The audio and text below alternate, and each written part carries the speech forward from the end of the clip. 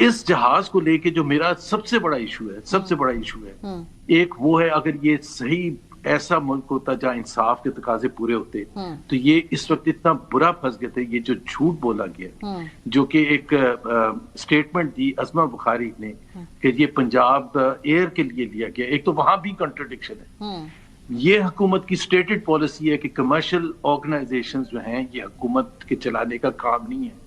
اس وجہ سے پرائیویٹائزیشن ہماری ترجیحات میں سب سے اوپر ہے. اور ابھی اسی ایئر لائن کے سلسلے میں آپ پی آئی اے کو آپ نے پرائیویٹائز کیا یہی کہہ کے کہ جی یہ کام حکومتوں کا نہیں ہوتا، نہ فیڈرل حکومت کا نہ پروونشل حکومت کا. اب وہی فیملی بھی ایک ہی ہے، یہ بھی نہیں کہہ سکتے تو اور کسی اور کی سوچ ہے. میاں نواز شریف کی بیٹی ہے، میاں نواز شریف کا بالکل کلیئرٹی ہے کہ حکومت کا کام ہی نہیں ہے کمرشل آرگنائزیشن چلانا، اب یہ پنجاب ایئر چلانے. So there was nothing on the card as far as Punjab air is concerned. S E C P میں اس کی کوئی رجسٹریشن نہیں ہوئی ہے، کوئی لائسنس کے لیے سول ایویشن میں اپلائی تک نہیں کیا گیا.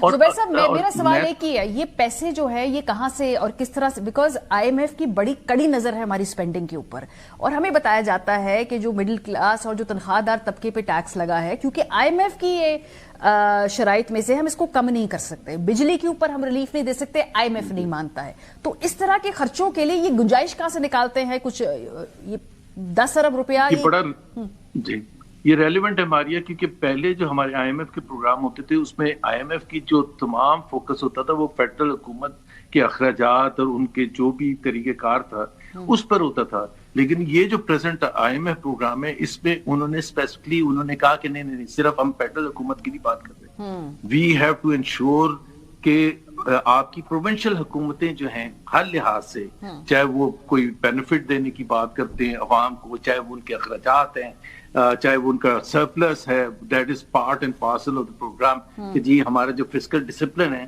اس میں صوبوں کو چونکہ پیسہ ملتا ہے این ایف سی سے، تو they have to create a surplus, اور وہ سرپلس دیتے ہیں. تو آئی ایم ایف میں تو شوق ہوں گا، اور خاص طور پر آئی ایم ایف کا ریویو مشن ابھی آ رہا ہے یہ جو کرنٹ کوارٹر کے سلسلے میں ریویو کرنے کے لیے، تو وہ نہیں پوچھے گا. یہ تو میں نے حیران ہوں کہ انہوں نے، اچھا ان کا تو ظاہر سی بات ہے جب انہوں نے یہ پلین منگوایا تھا تو ان کو تو نہیں خیال تھا کہ یہ اتنی کنٹروورسی ہو جائے گی، اور اب یہ ظاہر ہے پورے پاکستان میں اس کا چرچا ہوگا، لوگ بات کریں گے الیکٹرانک میڈیا پر، سوشل میڈیا پر، people are questioning the wisdom کہ جی آپ نے یہ لیا کیوں ہے، اور اگر جہاز ہی لینا تھا تو آپ نے اتنا مہنگا جہاز کیوں لیا. لیکن اس کے ساتھ ساتھ ایک اور جی مضحکہ خیز بات ہے اور ہلیریس بات ہے کہ 75% شیئرز پی آئی اے کے with all the other assets that PIA had, minus the liabilities, اور 9.5 بلین ماریا بائی دا وے پی آئی اے کی بکس میں کیش پڑا تھا 9.5 بلین، وہ 10 بلین کا بکا ہے.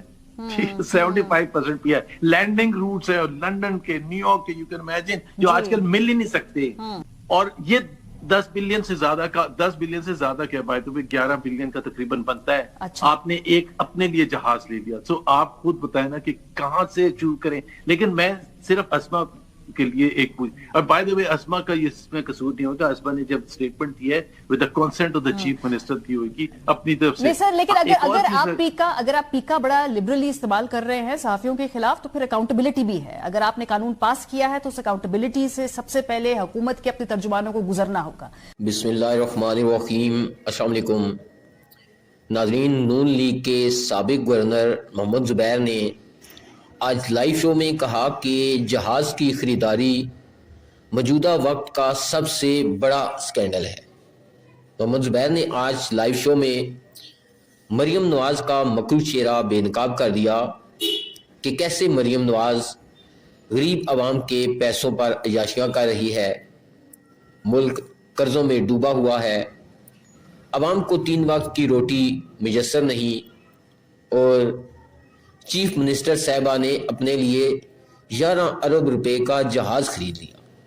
محمد زبیر نے آج نون لیگ کی تاریخی چترول کر ڈالی. آئیں پہلے محمد زبیر کی یہ گفتگو سنتے ہیں، پھر اس پر تفصیل سے بات کرتے ہیں. ڈس انفارمیشن، مس انفارمیشن اور غلط باتیں یا غلط بیانیے کو کوٹ کرنے سے پہلے انہیں پہلے اس معیار پہ خود پورا اترنا ہوگا، پھر وہ صحافیوں پہ بے شک جو مرضی لگائے.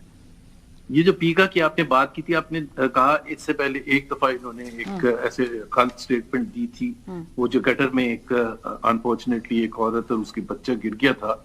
اس کے علاوہ بھی ابھی اس کے بعد ایک اور اسما بخاری نے کی ہے، وہ جو ہم ٹی وی کے رپورٹر تھے جنہوں نے صحیح اپلوڈ کی تھی مریم نواز کی تقریر کا وہ حصہ، وہ غلطی سے مریم سے نکل گیا تھا. وہ کوئی بھی سلپ آف ٹنگ ہو سکتا ہے. آف کورس وہ اسکینڈل زیادہ بڑا بن گیا جب وہ اس کو اٹھا لیا نا اپنے صحافی کو. اس پر کس نے ایکٹ کیا تھا؟ اسما بخاری نے ایکٹ کیا تھا. اور کس طرح سے ایکٹ کیا تھا کہ سولین کپڑوں میں دیوار کود کے اس کے گھر میں گھس کے اس کو اٹھا کے لے کے چلے کے نو ایف آئی نو کیس.